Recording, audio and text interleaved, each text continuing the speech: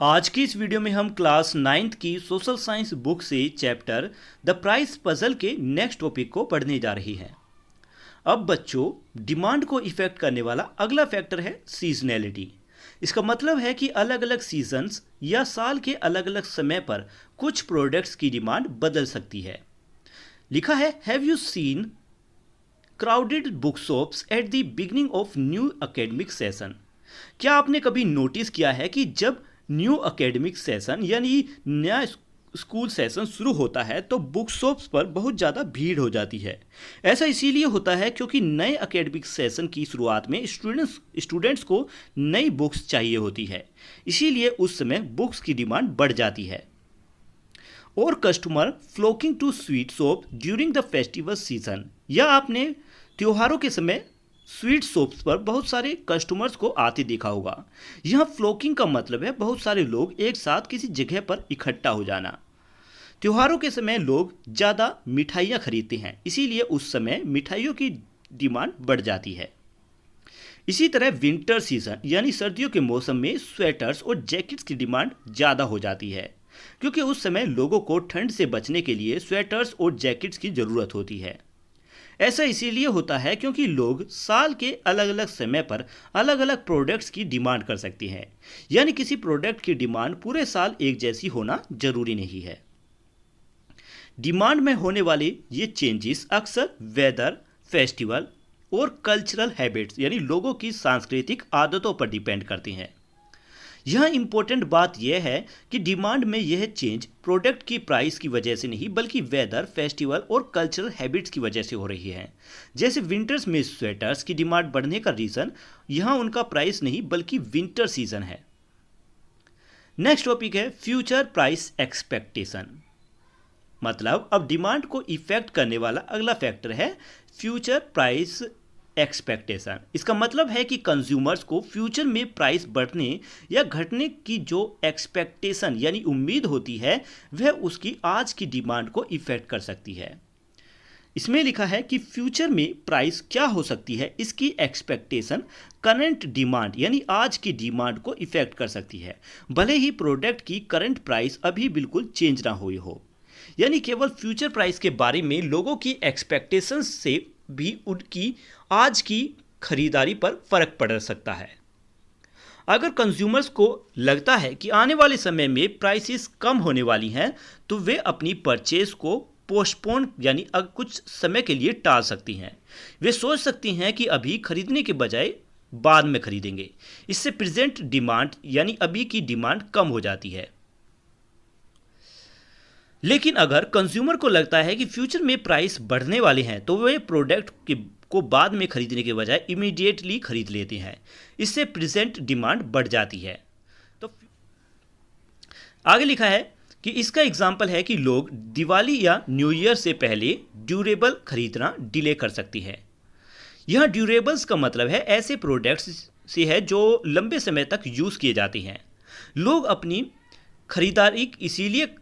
अपनी बाइंग इसलिए डिले करती हैं, यानी खरीदारी इतनी डिले इसलिए करती हैं क्योंकि उन्हें फेस्टिवल डिस्काउंट्स मिलने की एक्सपेक्टेशन होती है। यानी उन्हें लगता है कि दिवाली या न्यू ईयर के समय डिस्काउंट मिलेगा, इसीलिए वे अभी खरीदने के बजाय फेस्टिवल के समय खरीदना प्रीफर करती हैं। इस तरह फ्यूचर प्राइस एक्सपेक्टेशन भी करंट डिमांड को इफेक्ट करती है। नेक्स्ट हेडिंग है सप्लाई। डिमांड को समझने के बाद चैप्टर का अगला इंपॉर्टेंट टॉपिक है सप्लाई। डिमांड में हम बायर्स की तरफ से देखते थे कि वे कितनी क्वांटिटी खरीदना चाहते हैं। अब सप्लाई में हम सेलर की तरफ से समझेंगे कि मार्केट में कितनी क्वांटिटी बेचने के लिए तैयार है। लिखा है कि सप्लाई का मतलब है किसी प्रोडक्ट की वह क्वांटिटी या मात्रा जिससे सेलर्स किसी पर्टिकुलर प्राइस यानी एक निश्चित कीमत पर मार्केट में बेचने के लिए तैयार और कैपेबल है। यानी सप्लाई में हम यह देखती हैं कि किसी पर्टिकुलर प्राइस पर सेलर किसी प्रोडक्ट की कितनी क्वांटिटी मार्केट में ऑफर करना चाहता है।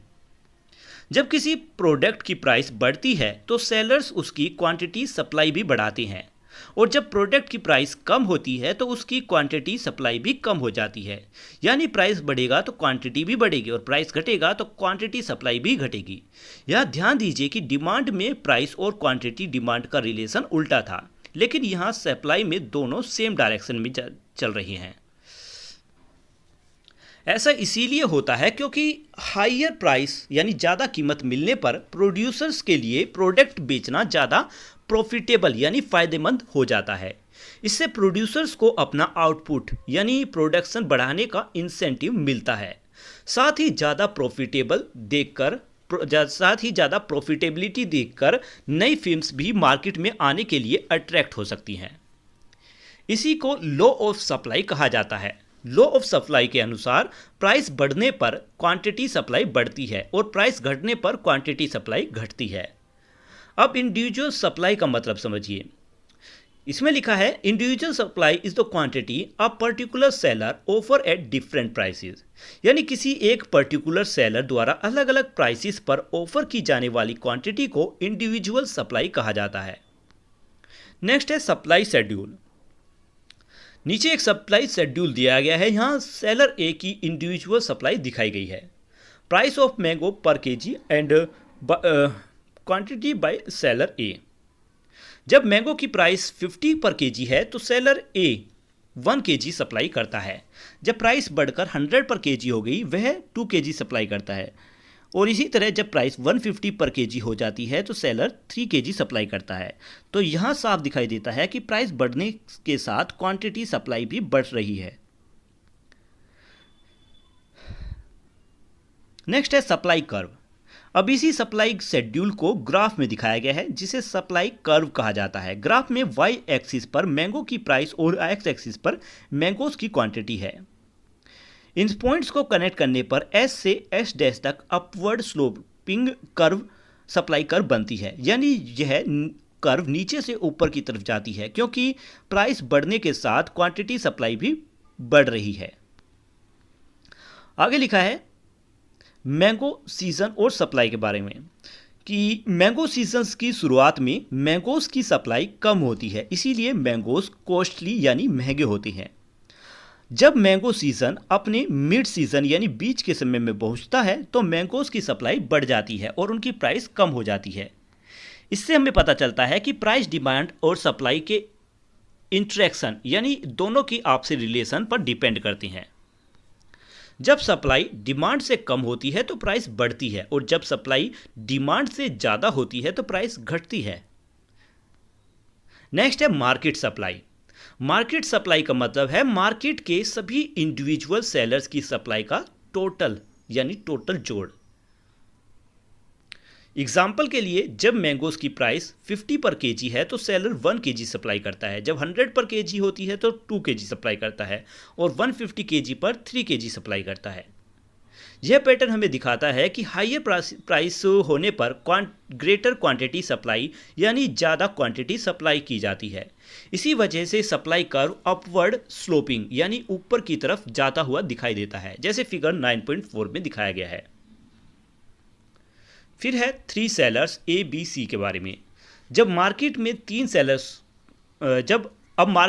सेलर्स को ले लेते हैं, एग्जाम्पल के तौर पर सेलर ए, सेलर बी और सेलर सी। ये तीनों अलग अलग प्राइस पर मैंगोज की अलग अलग क्वांटिटी सेल के लिए ऑफर करते हैं। अब इन तीनों सेलर का सप्लाई शेड्यूल टेबल में दिया गया है कुछ इस तरीके से।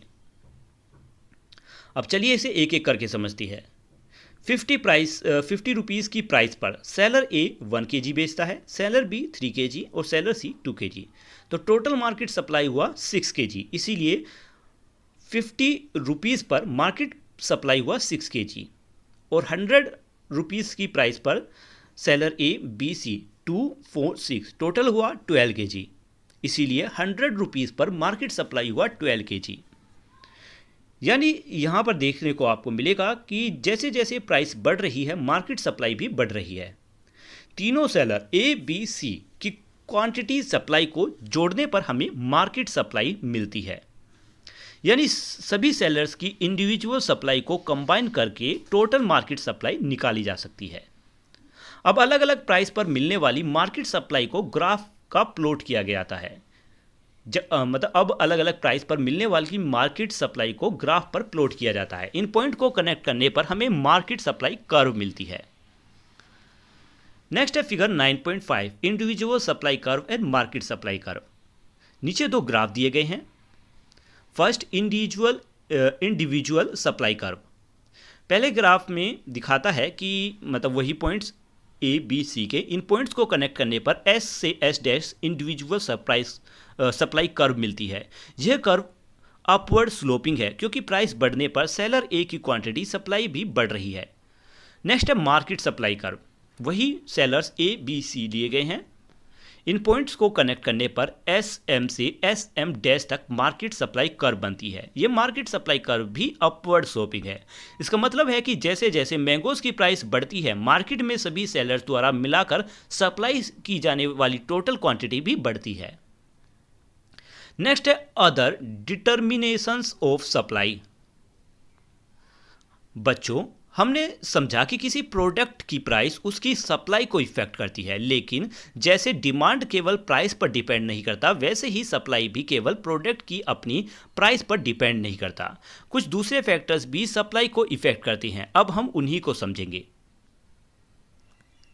फिगर 9.6 में आप देखिए, एक तरफ वीट यानी गेहूं की प्राइस लो है। लो प्राइस की वजह से फार्मर्स को वीट से लोअर प्रॉफिट मतलब कम फायदा मिल रहा है।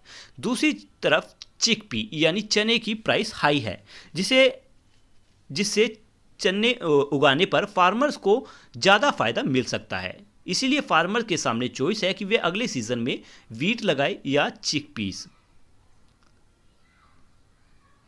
यानी ये फिगर हमें ये आइडिया दिखा रहा है कि अलग अलग प्रोडक्ट्स से मिलने वाले प्रॉफिट फार्मर के सप्लाई डिसीजंस को इफेक्ट कर सकते हैं। Next other determination of supply. Price of related goods. Suppose a farmer faces two choice. मान लीजिए कि एक किसान के सामने दो चॉइसेस हैं। उसे डिसाइड करना है कि वह कौन सी क्रॉप्स उगाए। अगर वीट की प्राइस कम है लेकिन चिकपीस की यानी चने की प्राइस ज़्यादा है, तो फार्मर अगले सीजन में ज़्यादा चना उगाना चूज कर सकता है। ऐसा इसीलिए क्योंकि हाई प्राइस वाले चिकपीस यानी चने से उसे ज़्यादा प्रॉफिट मिलने की पॉसिबिलिटी है। इसीलिए किसी एक गुड की सप्लाई इस बात पर भी डिपेंड करती है कि सप्लायर के पास मौजूद दूसरे अल्टरनेटिव्स कितने प्रॉफिटेबल यानी फ़ायदेमंद है। यहाँ फार्मर के पास वीट और चिकपीस के अल्टरनेटिव्स थे। अगर चिकपीस ज़्यादा प्रॉफिटेबल है तो फार्मर चिकपीस की तरफ ज़्यादा जा सकता है। यानी रिलेटेड गुड्स की प्रॉफिटेबिलिटी भी सप्लाई डिसीजन को इफेक्ट करती है। सेकंड है number of sellers in the market. लिखा है if there are more seller in a market due to higher competition and increase production the market supply of the product would exceed the demand. अगर market में sellers की संख्या ज़्यादा हो जाती है, यानी बेचने वालों की संख्या ज़्यादा हो जाती है, तो कंपटीशन और प्रोडक्शन भी ज़्यादा हो सकता है। इससे उस प्रोडक्ट की मार्केट सप्लाई डिमांड से ज़्यादा हो सकती है। यानी मार्केट में बायर्स जितने क्वांटिटी चाहती हैं उससे ज़्यादा क्वांटिटी अवेलेबल हो सकती है। इसके रिजल्ट में प्राइस गिर सकती है। यानी जब मार्केट में सप्लाई डिमांड से ज़्यादा हो जाती है तो प्राइस कम हो जाती है। इसी तरह अगर मार्केट्स में सेलर्स कम है तो सप्लाई भी डिमांड से कम हो सकती है। ऐसी सिचुएशन में प्राइस बढ़ सकती है। तो यहाँ रिलेशन समझिए, ज़्यादा सेलर होंगे तो ज़्यादा मार्केट सप्लाई होगी। मार्केट सप्लाई ज़्यादा होगी तो सप्लाई डिमांड्स भी ज़्यादा होंगे और प्राइस भी उसी हिसाब से गिर जाएंगे। अगर सेलर्स कम है तो मार्केट सप्लाई भी कम होगी, सप्लाई डिमांड से कम होगी और प्राइस बढ़ सकती हैं। नेक्स्ट है टेक्नोलॉजी। लिखा है improvement in technology reduces the cost of production allowing producer to produce more and supply more and vice versa. यानी टेक्नोलॉजी में इम्प्रूवमेंट होने से कॉस्ट ऑफ प्रोडक्शन यानी किसी चीज़ को प्रोड्यूस करने की कॉस्ट कम हो सकती है। इससे प्रोड्यूसर्स ज़्यादा क्वांटिटी प्रोड्यूस कर सकती हैं और मार्केट में ज़्यादा क्वांटिटी सप्लाई कर सकती हैं। और वाइस वर्सा का मतलब है कि इसका उल्टा भी हो सकता है। अगर प्रोडक्शन आसान और एफिशिएंट ना हो तो प्रोडक्शन और सप्लाई पर उल्टा इफेक्ट पड़ सकता है। एग्जाम्पल के लिए फार्मिंग में ड्रिप इरिगेशन और वेदर सेंसर्स जैसे इंप्रूवमेंट टेक्निक्स यूज करने से क्रॉप प्रोडक्शन बढ़ सकता है। जब क्रॉप प्रोडक्शन बढ़ेगा तो मार्केट में उसकी सप्लाई भी ज़्यादा हो सकती है। सिमिलरली इसी तरह मैंगोज को डिस्टेंट मार्केट्स यानी दूर के मार्केट्स तक पहुंचाने में कोल्ड स्टोरेज फैसिलिटीज़ को अपनाने से मैंगोज को ट्रांसपोर्ट करने में मदद मिलती है। इससे मैंगोज को दूसरे और दूर के मार्केट्स तक पहुंचाया जा सकता है और वहां उनकी मार्केट सप्लाई बढ़ सकती है।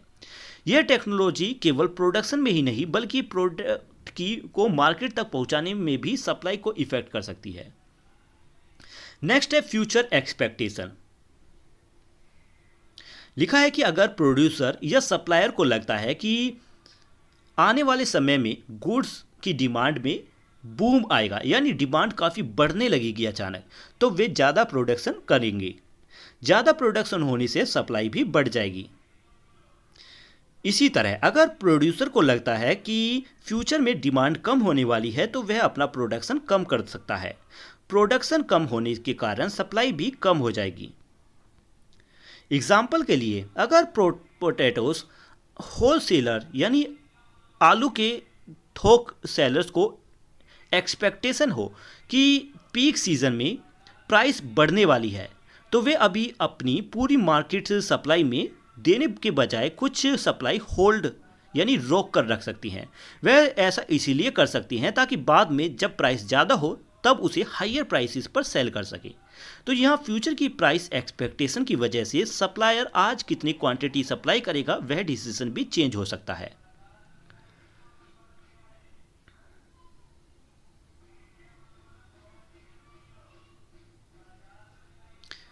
नेक्स्ट टॉपिक है मार्केट इक्विलिब्रियम। अब इस चैप्टर में एक इंपॉर्टेंट कॉन्सेप्ट आया है।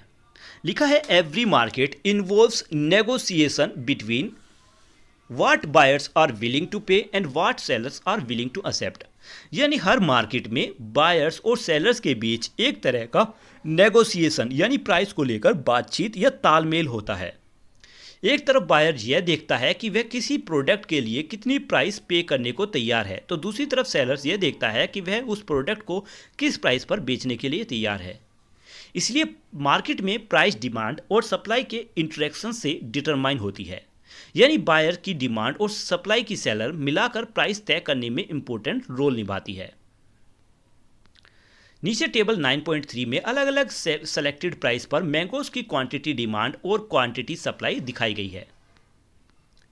टेबल 9.3 इस प्राइस पर जब प्राइस ₹40 हो, इस प्राइस पर क्वांटिटी डिमांड 38 kg और क्वांटिटी सप्लाई 6 kg है।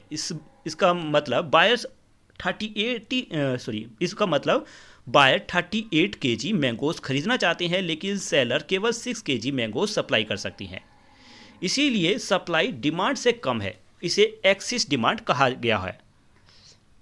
इस प्राइस पर क्वांटिटी डिमांड 12 kg और क्वांटिटी सप्लाई 12 kg अब दोनों बिल्कुल इक्वल है। यानी जितना क्वांटिटी बायर्स खरीदना चाहते हैं उतना ही क्वांटिटी सेलर मार्केट में सप्लाई कर रहे हैं। इसी सिचुएशन को मार्केट इक्विलिब्रियम कहा जाता है। यहाँ इक्विलिब्रियम प्राइस 100 है और इक्विलिब्रियम क्वांटिटी 12 kg है। जब प्राइस 150 है, इस प्राइस पर क्वांटिटी डिमांडेड 8 kg है लेकिन क्वांटिटी सप्लाई 43 kg, इसीलिए सप्लाई डिमांड से ज़्यादा है। इसे एक्सिस सप्लाई कहा जाता है। तो इस टेबल में हमें दिखाई देता है कि लोअर प्राइस पर एक्सिस डिमांड है, यानी कम प्राइस पर क्वांटिटी डिमांडेड क्वांटिटी सप्लाई से ज़्यादा है, वही हायर प्राइस पर एक्सिस सप्लाई है। नेक्स्ट है मार्केट इक्विलिब्रियम का मीनिंग। साइड बॉक्स में लिखा है मार्केट इक्विलिब्रियम वह पॉइंट है जहां गुड्स और सर्विसेज की सप्लाई डिमांड के इक्वल हो जाती है, यानी जब सप्लाई और डिमांड बिल्कुल बराबर हो। इस सिचुएशन में मार्केट में ना तो एक्सिस सप्लाई यानी ना तो सरप्लस होता है और ना ही एक्सिस डिमांड यानी ना ही शॉर्टेज होता है। और जब कोई एक्सटर्नल फैक्टर्स चेंज नहीं करता, प्राइस जनरली स्टेबल रहते हैं।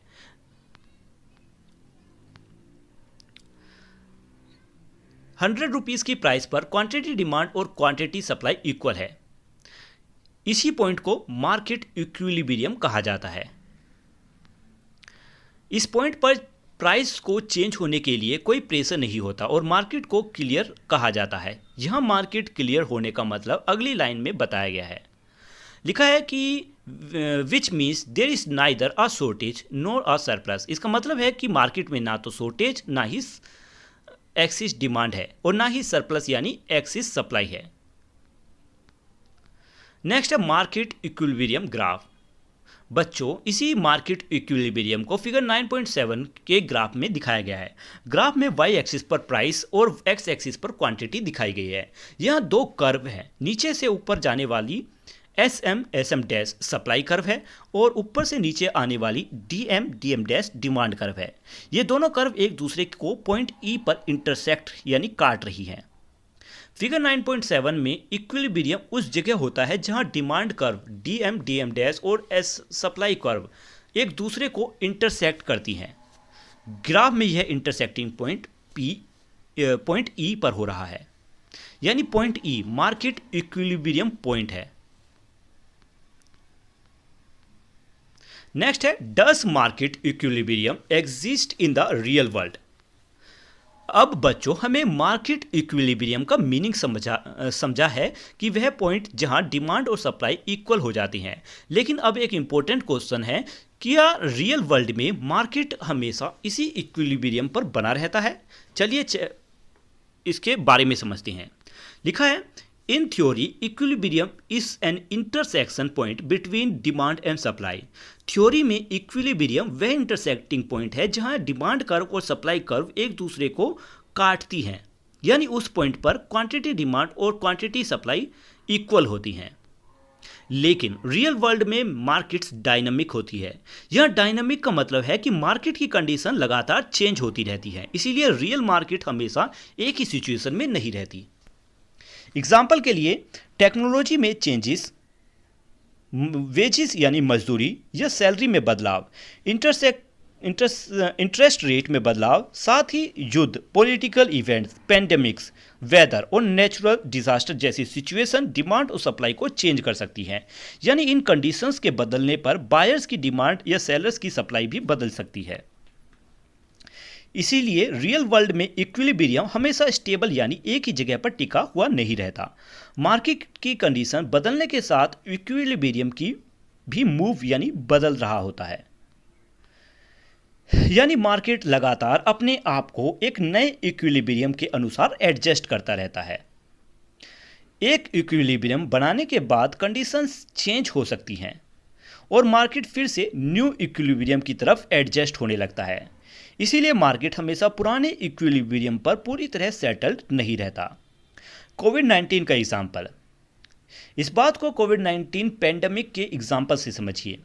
2020 में कोविड-19 पेंडेमिक के दौरान फेस मास्क की डिमांड बहुत तेज़ी से बढ़ गई।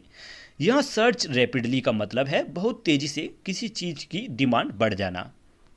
डिमांड अचानक इतनी ज़्यादा बढ़ी कि मास्क की सप्लाई तुरंत उस डिमांड के बराबर नहीं पहुंच पाई। इसका रिजल्ट यह हुआ कि मास्क की प्राइस काफ़ी बढ़ गई। लेकिन कुछ समय बाद सप्लायर्स ने इस इंक्रीज डिमांड के अनुसार अपनी सप्लाई को एडजस्ट किया। जब सप्लाई बढ़ी तो मास्क की प्राइस कम होने लगी। जब पेंडेमिक खत्म हुआ तो मास्क की डिमांड और सप्लाई कम हो गई। इसके साथ उनकी प्राइस भी कम होकर प्री पेंडेमिक लेवल यानी पेंडेमिक से पहले वाले लेवल के आसपास आ गई। ये एग्जाम्पल दिखाता है कि रियल वर्ल्ड में डिमांड और सप्लाई लगातार बदल सकती है और उनके साथ मार्केट इक्विलिब्रियम भी बदलता रहता है। नेक्स्ट है tariffs by hotel, an example of dynamic market. अब चैप्टर होटल रूम्स प्राइसेस के एग्जाम्पल से डायनामिक मार्केट को समझा रहा है। यह टैरिफ का मतलब है होटल द्वारा रूम्स के लिए चार्ज की जाने वाली प्राइसेस। होटल्स अपने रूम के लिए हर समय सेम प्राइस चार्ज नहीं करते। होटल रूम की प्राइस को टैरिफ भी कहा जाता है। होटल रूम्स की प्राइस डिमांड, सीजन और स्पेशल सिचुएशंस के अनुसार चेंज होती रहती है। यानी अलग अलग समय पर उसी होटल के उसी रूम की प्राइस अलग हो सकती है। यह दिखाता है कि मार्केट्स डायनामिक होती हैं, यानी अलग अलग कंडीशन बदलने के साथ प्राइस भी बदलती रहती हैं। एक एग्जाम्पल है गोवा के होटल का। मान लीजिए कि गोवा में एक होटल है जिसमें 100 रूम्स हैं। अब चैप्टर दिखाता है कि अलग अलग समय पर उन्हीं रूम्स का टैरिफ कितना अलग हो सकता है। The room tariff change as follow, मतलब रूम टैरिफ इस तरह चेंज होंगे।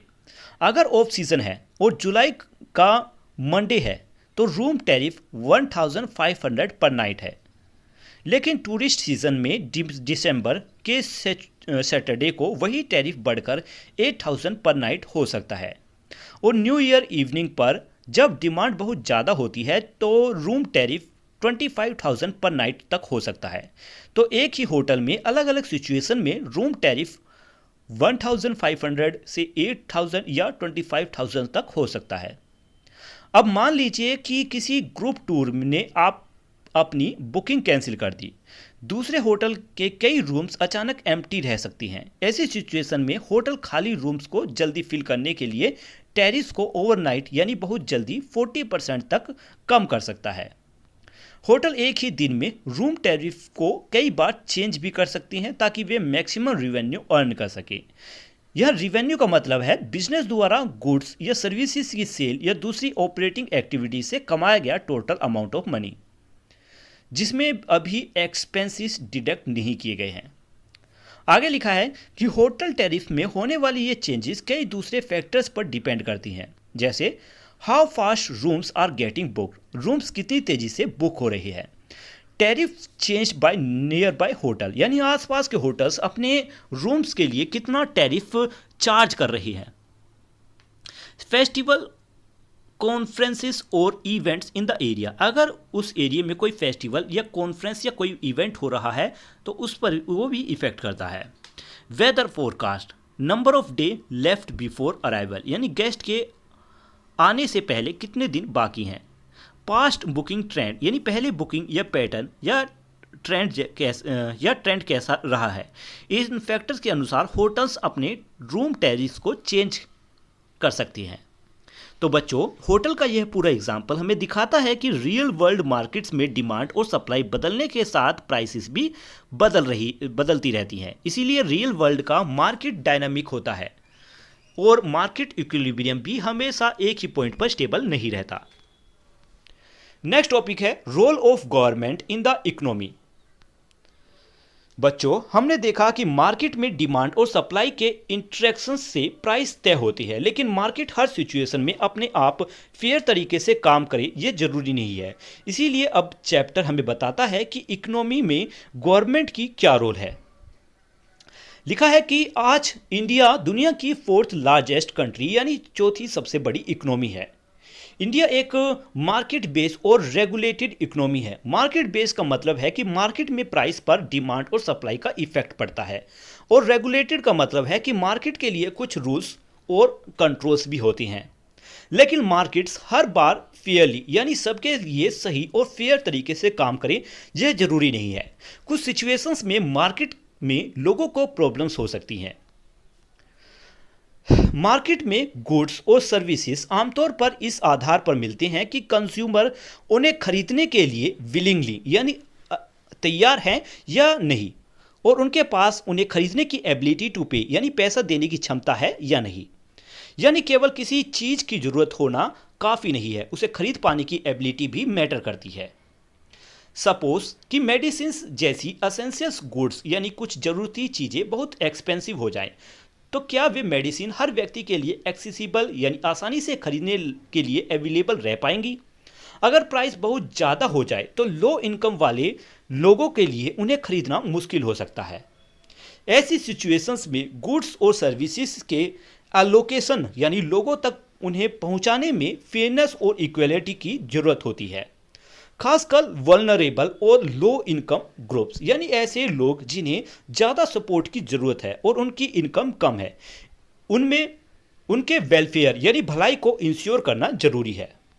इसलिए इकोनॉमी में गवर्नमेंट की इंपॉर्टेंट रोल होती है। अब चैप्टर को आगे कुछ की एक्सपेक्ट बताता है कि गवर्नमेंट मार्केट में रोल निभाती है। नेक्स्ट है रेगुलेशन ऑफ अनफेयर प्रैक्टिसेस, यानी मार्केट में होने वाले अनफेयर प्रैक्टिसेस यानी कुछ बुराइयां। लिखा है कि गवर्नमेंट अनफेयर प्रैक्टिसेस को रेगुलेट करती है ताकि कंज्यूमर्स, वर्कर्स और प्रोड्यूसर्स को एक्सप्लॉयटेशन यानी गलत फायदा उठाए जाने और इनजस्टिस यानी अनफेयर ट्रीटमेंट से प्रोटेक्ट किया जा सके। एग्जाम्पल के लिए गवर्नमेंट मेडिसिन जैसी असेंशियल्स गुड के लिए मैक्सिमम प्राइस सेट कर सकती है। इस मैक्सिमम प्राइस को प्राइस सेलिंग कहा जाता है। ऐसा ओवर चार्जिंग यानी ज़रूरत से ज़्यादा प्राइस चार्ज करने से रोकने के लिए किया जाता है। नेक्स्ट है प्राइस सीलिंग। प्राइस सेलिंग के बारे में लिखा है, an impose price control that sets the maximum amount a seller can charge for a product और सर्विस। यानी प्राइस सेलिंग एक ऐसा प्राइस कंट्रोल है जिसमें यह तय किया जाता है कि सेलर किसी प्रोडक्ट या सर्विस के लिए मैक्सिमम कितना चार्ज कर सकता है। यानी सेलर उस समय तक मैक्सिमम लिमिट से ज़्यादा प्राइस चार्ज नहीं कर सकता। इसी तरह गवर्नमेंट मिनिमम वेज यानी मिनिमम मजदूरी भी सेट करती है ताकि वर्कर्स को उसकी मेहनत के लिए कम से कम तय किया गया अमाउंट मिल सके। इस तरह की लोअर लिमिट को प्राइस फ्लोर भी कहा जाता है। अब प्राइस फ्लोर के बारे में जान लीजिए। प्राइस फ्लोर एक इम्पोज्ड लिमिट है जो यह तय करती है कि किसी प्रोडक्ट या गुड या सर्विस के लिए प्राइस कितना कम या चार्ज किया जा सके। चैप्टर भी यह भी बताता है कि प्राइस फ्लोर को इफेक्टिव होने के लिए मार्केट इक्विलिब्रियम प्राइस से ऊपर सेट किया जाना चाहिए। नेक्स्ट टॉपिक है मोनोपोली। लिखा है कि sometimes a single or a few sellers dominated the market, they can charge higher price and supply less than a competitive market would. कभी कभी मार्केट्स में केवल एक सेलर या कुछ ही सेलर डोमिनेटेड यानी बहुत ज़्यादा कंट्रोल करने लगती हैं। ऐसी सिचुएशंस में वे हायर प्राइसेस चार्ज कर सकती हैं और इस कॉम्पिटिटिव मार्केट में कंपैरिजन में कम क्वांटिटी सप्लाई कर सकती हैं। अब मोनोपोली का मीनिंग समझिए।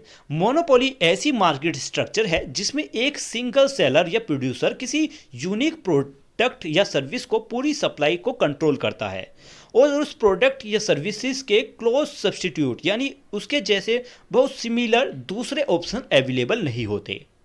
यानी मान लीजिए कि एक गांव में एक ही राशन की दुकान है तो वह और कोई ऑप्शन नहीं है लोगों के पास खरीदने के लिए, तो वह उस शॉपकीपर जो है वही ज़्यादा अमाउंट चार्ज करने लगेगा अपने कस्टमर से। तो यही मोनोपोली है, यानी ऐसी मार्केट स्ट्रक्चर जिसमें एक सिंगल सेलर है और उसके अलावा कोई और ऑप्शन नहीं है।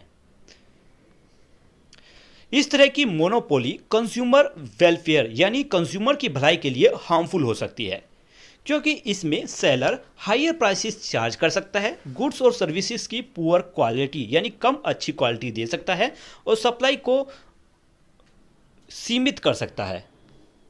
इसलिए गवर्नमेंट ऐसी प्रैक्टिसेस को रेगुलेट और कंट्रोल करती हैं। गवर्नमेंट प्राइसेस और क्वांटिटी सप्लाई पर चेक रखती है ताकि ऐसी प्रैक्टिसेस को कंट्रोल किया जा सके। नेक्स्ट आगे लिखा है कि many regulators such as Reserve Bank of India for banking, मतलब मार्केट में अलग अलग सेक्टर्स में कई रेगुलेटर्स यानी नियम को लागू और मॉनिटर करने वाली अथॉरिटीज होती हैं। जैसे reserve Bank of India banking sectors के लिए रेगुलेटर्स हैं यानी उनके नियम और उनके लिमिट्स तय करती हैं। Central consumer protection authority consumer rights के वायोलेशन और अनफेयर ट्रेड प्रैक्टिस से जुड़े मैटर्स को देखती हैं। Telecom regulatory authority of India telecommunication sectors को रेगुलेट करती है, उन पर नज़र रखती है। और securities and exchange board of India security markets को रेगुलेट करती हैं। ये रेगुलेटर मार्केट्स या ये कंट्रोल मार्केट्स में ट्रांसपेरेंसी यानी चीज़ों को साफ और सही तरीके से चलाने को इंश्योर करने में मदद करती हैं। अब चैप्टर आपको क्लास 7 के social science chapter understanding market की याद दिला रहा है। आपसे यहाँ पर पूछा जा रहा है, do you remember some regulators from grade 7 social science text book chapter understanding market. यानी आपसे पूछा जा रहा है कि क्या आपको उस चैप्टर में पढ़े गए कुछ रेगुलेटर्स याद हैं। कोविड-19 और सैनिटर्स का एग्जाम्पल लिखा है कि कोविड-19 के दौरान सैनिटर्स की डिमांड सैनिटाइजर्स की डिमांड बहुत ज़्यादा तेज़ी से बढ़ गई। डिमांड अचानक बढ़ने की वजह से कई जगह स्टॉक आउट्स यानी स्टॉक्स खत्म होने की सिचुएशन आ गई और सैनिटाइजर्स की प्राइस भी तेज़ी से बढ़ने लगी। कुछ शॉपकीपर्स ने होर्डिंग या और ब्लैक मार्केटिंग शुरू कर दी। होर्डिंग का मतलब है गुड्स या कमोडिटीज़ को ज़रूरत से ज़्यादा क्वांटिटी में जमा करके रखना। ऐसा फ्यूचर में शॉर्टेज होने के डर से प्राइस बढ़ने की एक्सपेक्टेशन या दूसरे ऐसे रीजंस की वजह से किया जा सकता है। ब्लैक मार्केटिंग का मतलब है कि उन गुड्स और सर्विसेज को इलीगल ट्रेड या यानी जिसकी सेल बैन या रेगुलेटेड है उनका सेल करना। ऐसी सिचुएशंस में गवर्नमेंट ने इंटरवीन यानी बीच में आकर एक्शन लिया। गवर्नमेंट्स ने सैनिटाइजर्स को एसेंशियल कमोडिटीज एक्ट यानी 1955 के तहत एसेंशियल कमोडिटीज डिक्लेयर किया और 200 ml सैनिटाइजर बोतल की मैक्सिमम रिटेल प्राइस 100 तय कर दी। यानी सेलर 200 मिलीलीटर बोतल के लिए मैक्सिमम प्राइस से ज़्यादा चार्ज नहीं कर सकता था। इसी दौरान बहुत सी कंपनीज ने सैनिटाइजर्स का प्रोडक्शन शुरू कर दिया। प्रोडक्शन बढ़ने से सैनिटाइजर्स की अवेलेबिलिटी भी बढ़ गई और कुछ समय बाद वे वाइडली अवेलेबल यानी आसानी से मिलने लगे और वह भी फेयर प्राइस पर। अब चैप्टर आपको सोचने के लिए एक क्वेश्चन देता है, how do you such price control effect supplier and consumer, कि तय इस तरह के प्राइस कंट्रोल का सप्लायर और कंज्यूमर्स पर क्या इफेक्ट पड़ता है। लिखा है यहां सैनिटाइजर की प्राइस पर कंट्रोल एक इमरजेंसी सिचुएशन में लगाया गया था। अब आपको सोचना है कि क्या इस तरह के प्राइस कंट्रोल को हमेशा के लिए लागू रखना चाहिए या केवल जरूरत वाली सिचुएशन में। नेक्स्ट है प्रोविजन ऑफ पब्लिक गुड्स। अब गवर्नमेंट की एक और इंपॉर्टेंट रोल है प्रोविजन ऑफ पब्लिक गुड्स, यानी ऐसे गुड्स और सर्विसेज प्रोवाइड करना जिनका बेनिफिट सभी नागरिकों को मिल सके। लिखा है पब्लिक गुड्स ऐसे गुड्स और सर्विसेज होती हैं जिन्हें गवर्नमेंट सभी नागरिकों के बेनिफिट्स यानी सभी लोगों के फायदे के लिए प्रोवाइड कराती है। एग्जाम्पल के लिए roads, bridges, public park, street light public use के लिए प्रोवाइड किए जाते हैं, यानी इनका यूज़ आम लोग आसानी से कर सकती हैं। इसी तरह नेशनल डिफेंस देश को एक्सटर्नल थ्रेट्स यानी बाहर से आने वाले खतरों से प्रोटेक्ट करता है। सैनिटेशन और ड्रेनेज सिस्टम लोगों की लिविंग कंडीशन यानी रहने की कंडीशन को बेहतर बनाने में मदद करती हैं। ये सभी पब्लिक बेनिफिट से जुड़े गुड्स और सर्विसेज के एग्जाम्पल्स हैं। ऐसे गुड्स और सर्विसेज को जनरली प्राइवेट कंपनीज प्रोवाइड नहीं करती क्योंकि इनसे उन्हें डायरेक्ट प्रॉफिट यानी सीधे तौर पर फ़ायदा नहीं मिलता। इसीलिए ऐसे पब्लिक गुड्स को प्रोवाइड करने के में गवर्नमेंट की इम्पोर्टेंट रोल होती है। एक एग्जाम्पल कि मान लीजिए आपके आसपास के एरिया में एक पार्क की ज़रूरत है। उस पार्क को बनाना एक्सपेंसिव यानी काफ़ी खर्चा वाला है, लेकिन पार्क बन जाए तो आसपास रहने वाली बहुत सारी फैमिलीज़ को उसका बेनिफिट मिलेगा। मान लीजिए अगर हर फैमिली 5000 कंट्रीब्यूट करे तो पार्क बनाने के लिए इनफ मनी कलेक्ट हो सकती है और पार्क बनाया जा सकता है। लेकिन कई फैमिलीज ऐसा सोच सकती हैं कि अगर बाकी लोग पैसा दे देंगे तो पार्क तो बन ही जाएगा और हम बिना पैसे दिए भी उसका यूज़ करने लगेंगे, यानी वे खुद कंट्रीब्यूशन नहीं करना चाहेंगे क्योंकि उन्हें लगता है कि दूसरों के पैसे से ही पार्क बन जाएगा और बेनिफिट भी उनको खुद मिल जाएगा, मतलब बेनिफिट भी मिल जाएगा।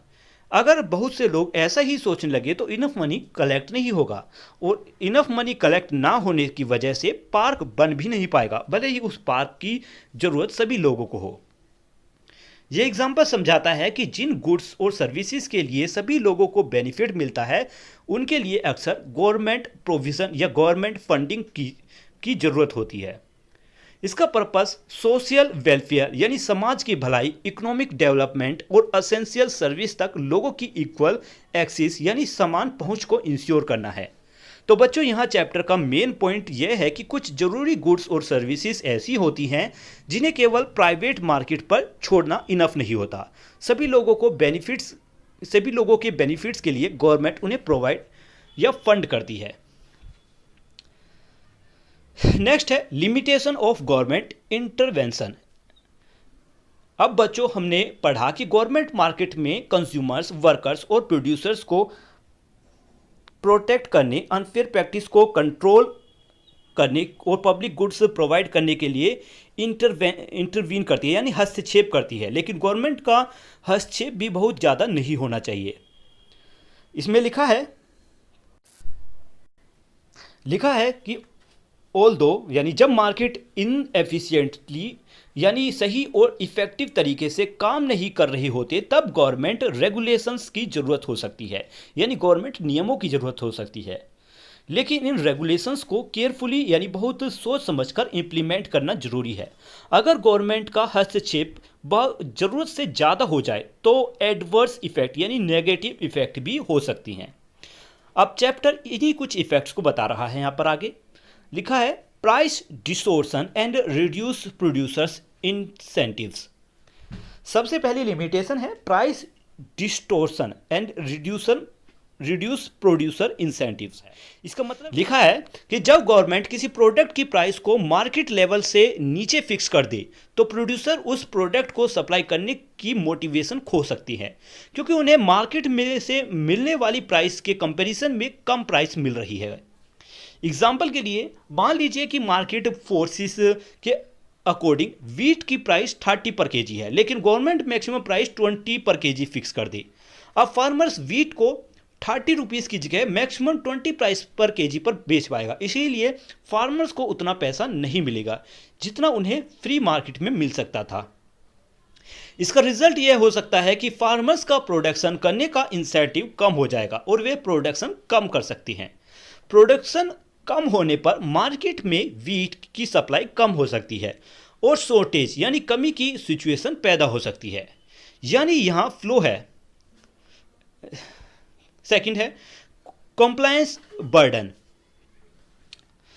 यहां इसका मतलब है कि गवर्नमेंट के रूल्स और प्रोसीजर्स को फॉलो करने में बिजनेसेस को काफ़ी टाइम, एफर्ट और कॉस्ट लग सकती है।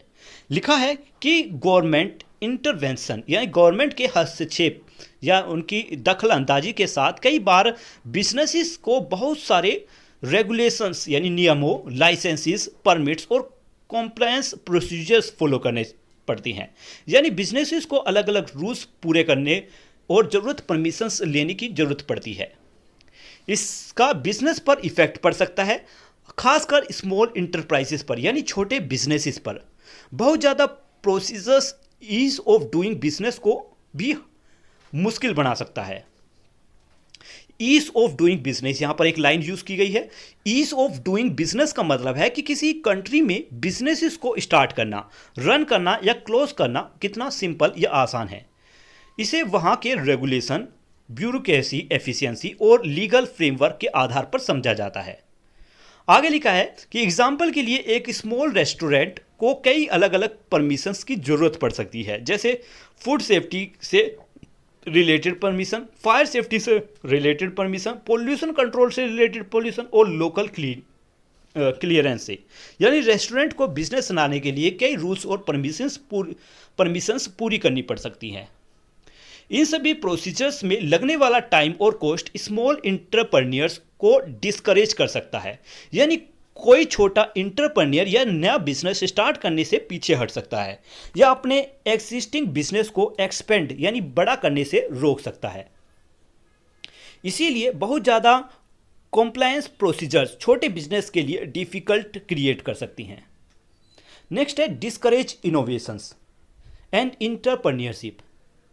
यानी बहुत ज़्यादा रेगुलेशंस कभी कभी नई आइडियाज़, नई टेक्नोलॉजी और बिजनेसेस शुरू करने की मोटिवेशंस को कम कर सकती हैं। बहुत ज़्यादा रेगुलेशंस, लिखा है इसमें, heavy regulations and price control reduce incentives to invest in new ideas और बेटर टेक्नोलॉजी। यानी बहुत ज़्यादा रेगुलेशंस और प्राइस कंट्रोल होने पर प्रोड्यूसर्स का न्यू आइडिया या बेटर टेक्नोलॉजी में इन्वेस्ट करने का इंसेंटिव कम हो जाता है। यानी उन्हें लग सकता है कि अगर उन्हें इनफ रिटर्न नहीं मिलेगा तो नई टेक्नोलॉजी या नई आइडिया पर पैसा लगाने का फ़ायदा कम है। एग्जाम्पल के लिए अगर प्राइस कंट्रोल की वजह से फार्मर्स को एडुकेट रिटर्न यानी पर्याप्त कमाई नहीं मिल रही है तो वे बेटर सीड, इरिगेशन या टेक्नोलॉजी में इन्वेस्ट नहीं करना चाहेंगे, क्योंकि इन चीज़ों पर इन्वेस्ट करने के लिए पैसा खर्च होती हैं और फार्मर्स को उसके बदले इनफ रिटर्न मिलने की उम्मीद भी नहीं होनी चाहिए, मतलब उम्मीद भी नहीं होती। इसका इफेक्ट आगे चलकर लॉन्ग टर्म प्रोडक्टिविटी और आउटपुट पर पड़ सकता है, यानी इस लंबे समय में प्रोडक्शन की एफिशिएंसी और टोटल प्रोडक्शन दोनों कम हो सकती हैं। तो बच्चों, इस पूरे सेक्शन का मेन पॉइंट है कि गवर्नमेंट रेगुलेशंस की ज़रूरत हो सकती है, लेकिन उसे केयरफुली इम्प्लीमेंट करना ज़रूरी है, क्योंकि ज़्यादा गवर्नमेंट का दखलंदाजी से प्रोसीजर कम हो सकती हैं, बिजनेसेस को पर बहुत ज़्यादा बर्डन हो सकता है और नए आइडियाज़ इम्प्लीमेंट करने पर बिजनेसेस को का मोटिवेशन कम हो सकता है।